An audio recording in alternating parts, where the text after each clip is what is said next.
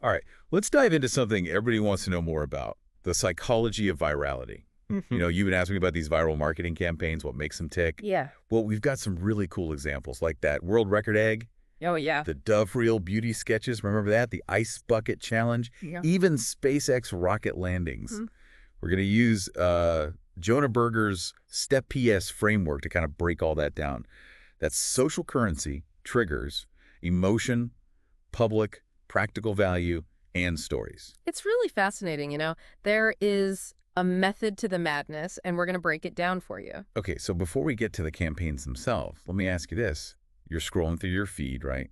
You see something, and you just have to share it. Mm-hmm. What's the psychology there? Like, what's driving that urge to hit that share button? That's a great question. And, it's really not random. Sharing is driven by these deeply rooted psychological triggers. Oh, And Jonah Berger, he actually wrote the book on this. It's called Contagious: Why Things Catch On. And he really breaks down those triggers beautifully. okay. I'm all ears. Let's break down those Step PS. Let's see how these play out in the real world. Sure. So, social currency. What is that? Well, we share things that make us look good, make us seem like we're, in the know. It's kind of like having insider information, almost like, you're in the special club. Like a secret handshake? Exactly. So you feel like a VIP. Yeah. Okay, so where do you see this in like viral campaigns? Well, think about that world record egg on Instagram. Yeah. It wasn't about the egg, right? It was about being part of something massive, something that everyone was talking about. So sharing that image, it gave people social currency. It was basically saying, hey, I'm in the loop too. I was part of the movement. Right. Like, okay, triggers. What are those? Well, triggers are basically anything that reminds people of your message or your campaign. So, a classic example of this is the Got Milk ads. Milk itself, not that exciting, but by associating it with everyday things like cookies, cereal, they created this really powerful trigger. So every time you reach for a cookie, Damn! You think of milk? you think about milk. It's like planting a little seed. It's clever. Okay, emotion. That's a big one. Yeah. We all know emotions can make us do crazy things. Yes. But how does emotion fuel virality? Well, emotions are the rocket fuel behind sharing. Content that makes us feel something, Whether it's joy or sadness or anger, awe, it's far more likely to be shared than something that leaves us cold. Makes sense. And think about the Dove Reel beauty sketches campaign. Oh, yeah. Oh, that was a powerful one because it tapped into those, very raw emotions like insecurity and self-doubt that a lot of women experience, And then they flipped the script. Yeah. And highlighted the beauty that others see in them, leading to feelings of self-acceptance and relatability. Yeah, it wasn't just an ad. It was like it started a conversation. Yeah, it did. It made you think. It made you feel. And that's the key. It wasn't passively consumed. Yeah. It evoked this reaction Yeah. that people wanted to share with others. Okay, so we got social currency, triggers, and emotion. What's next? What's the next step, EP? Okay, let's talk about public. We are social creatures, and we are heavily influenced by what others are doing. Yeah. So if we see our friends or family or, even celebrities doing something, we're more likely to jump on board. Like at a concert, everyone holds up their lighter. Exactly. Yeah. You don't want to be the only one left in the dark. Exactly. Okay, so how does this play into viral marketing? Well, think about the ice bucket challenge. Oh, yeah. It went, supernova, right? Because it was everywhere, Yeah. You saw your neighbor doing it, your favorite actor, your grandma. It created this feeling of, like, I have to be a part of this. It was like you were letting people down if you didn't. Exactly. So it wasn't just about donating to the cause. Yeah. You were part of this big movement. Yeah, it was like, showing your solidarity, and it was very public. Yeah, you couldn't ignore it. And you couldn't ignore it. Okay, practical value. Yeah. We like to share things that are useful, like life hacks on TikTok. Exactly. Like how to fold a fitted sheet. Yeah, if it saves you time or money or just makes your life a little easier, you're going to share it with your friends. It's like, hey, I found this cool thing. It might help you out too. Like a good Samaritan. Yes. Okay, so we've got social currency, triggers, emotion, public, practical value. What's the last one? What's that final step, P? Let's talk about stories. Storytelling. Information is just stickier. It's more memorable and ultimately more shareable when it's wrapped up in a good narrative. Makes sense. So think about brands like Airbnb. Okay. They don't just sell a place to crash. They sell experiences. Mm. Their marketing, it's all about stories of real people connecting with each other and having these unique adventures. You feel like you're not just booking a room. Yeah. You're stepping into a story. Into someone's life. Okay, now you mentioned earlier specific emotions being more potent for getting something to go viral. Right. What are those? Well, any strong emotion can increase shareability, but research suggests that some emotions are particularly effective. Okay. And, humor is a big one. Yeah. It's kind of like a social lubricant, right? It brings people together. Yeah. Creates a sense of shared enjoyment, Think about Wendy's and their Twitter roasts. They're just so witty and on point that people can't help but share them. Oh, yeah, Wendy's. The queen of the Twitter burns. Right. It's like saying, look at this. Isn't this hilarious? I get it, and you should too. Okay, what else besides humor? Another powerful emotion is awe. Mm-hmm. So think about SpaceX rocket landings. Yeah. It is just mind-blowing to see this rocket gracefully touch back down on Earth after it's been, to space. And it inspires this sense of wonder and amazement that people want to share with others. It's like magic almost. It is. It's like catching a glimpse of, the future of human achievement. It's inspiring. Okay, so we've seen how these different campaigns have used, these step yes and different emotions to try to go viral. But, what about this new Barbie movie? Oh, yeah.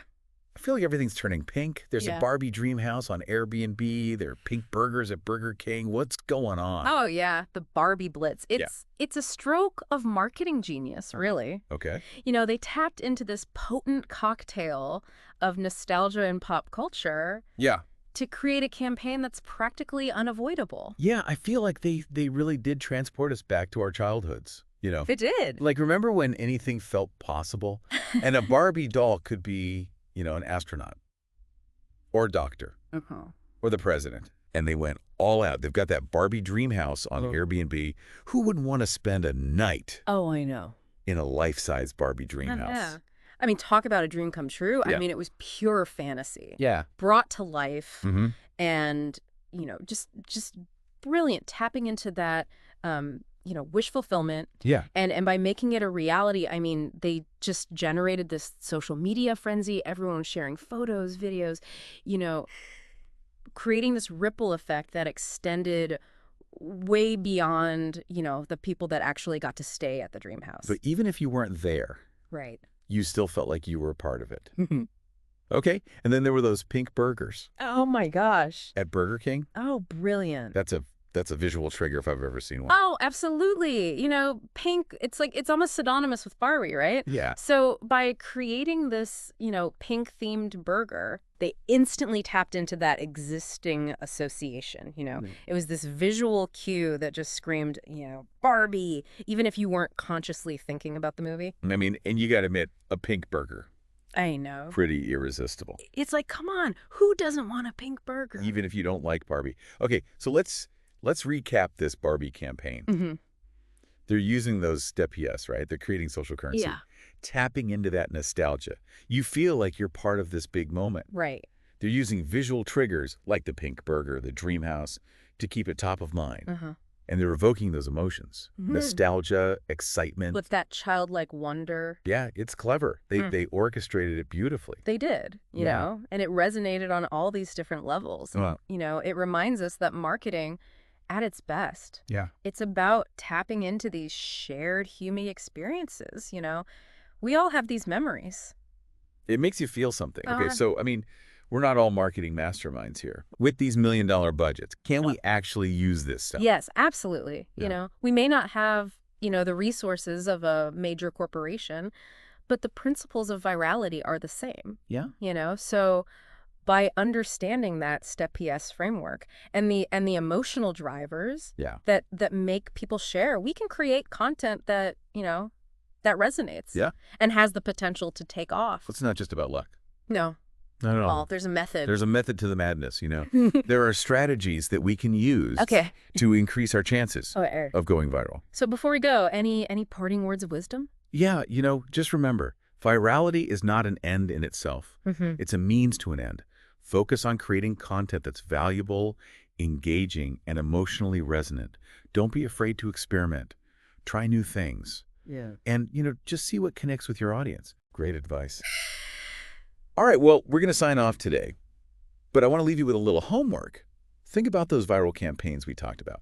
And which of those which of those elements do you think were most crucial to their success?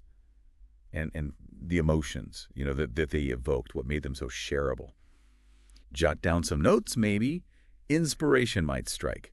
Until next time, keep those brains buzzing and those share buttons clicking.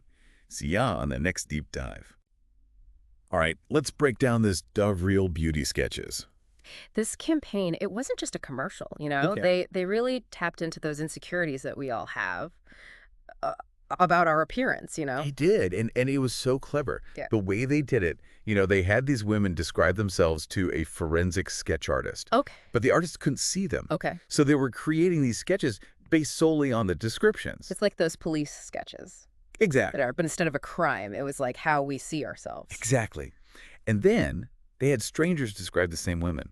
Okay. And the artist created a second sketch based on those descriptions. So what happened? Like, did they look the same? Oh, not even close. Really? The sketches based on the strangers' descriptions Yeah. were way more flattering Okay. and more accurate. Interesting. Really highlighted that gap, Yeah. between how we see ourselves Yeah. versus how others perceive us. It's amazing how, we can be so hard on ourselves. Like, we're so focused on our flaws. Yeah.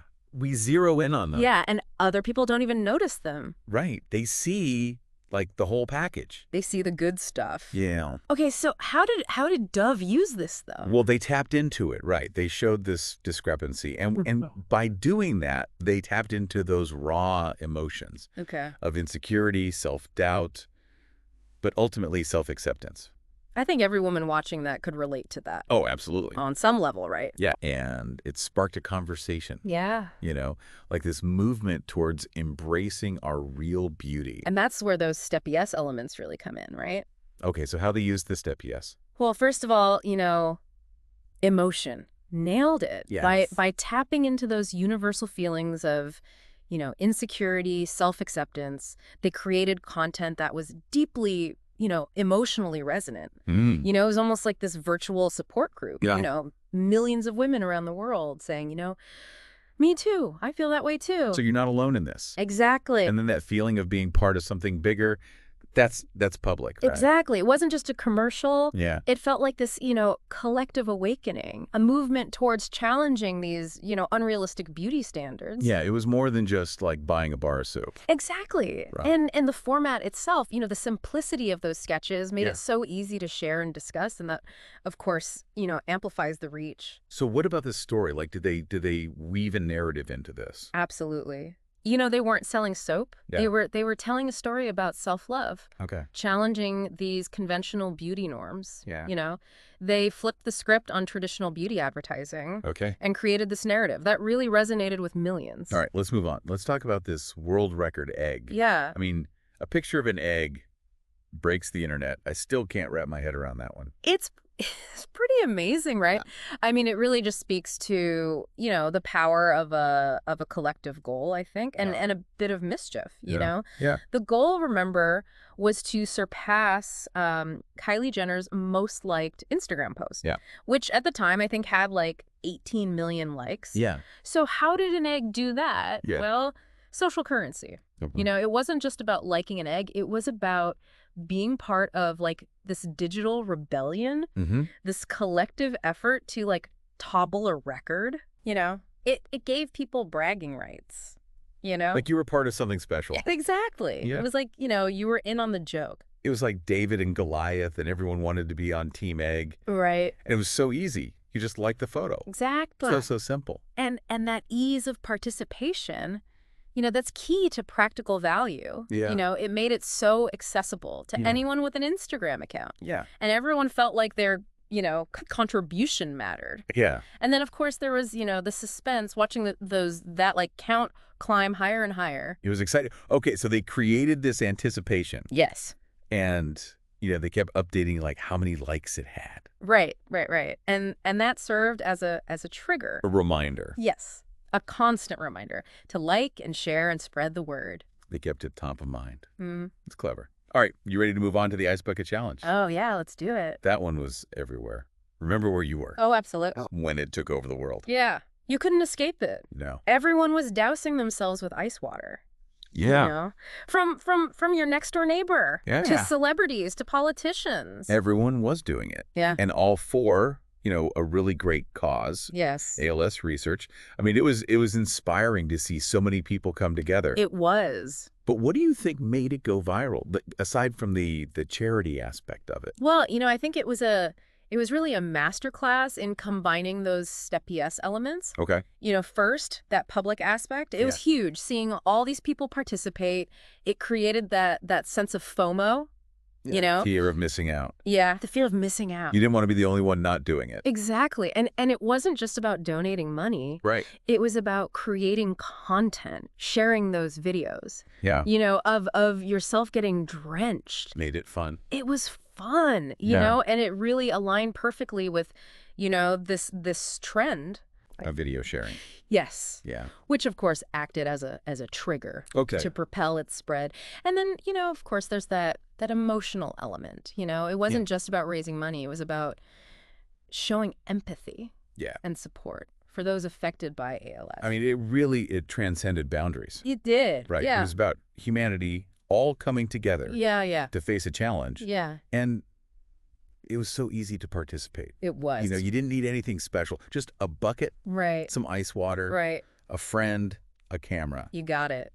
There's that practical value again. That simplicity just made it so accessible to everyone, regardless of, their age or background or technical skills. Yeah. And, there was that really undeniable, I think, emotional impact of seeing people willingly, subject themselves to something, uncomfortable. Yeah. For a good cause. Yeah. Yeah. It was a really powerful display. Of selflessness. Yes. Of selflessness, of solidarity.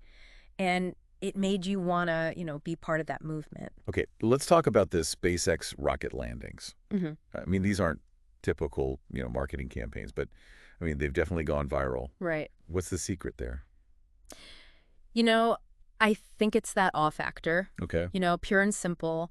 Watching that rocket gracefully touch down back on Earth after, going to space. It's just mind-blowing, you know, and it triggers that sense of wonder and amazement, and that transcends, I think, language and cultural barriers. It's like science fiction coming to life. It is. And, and they stream these things live. They do. On social media. So you're right there. Got a front row seat. Yeah. Yeah.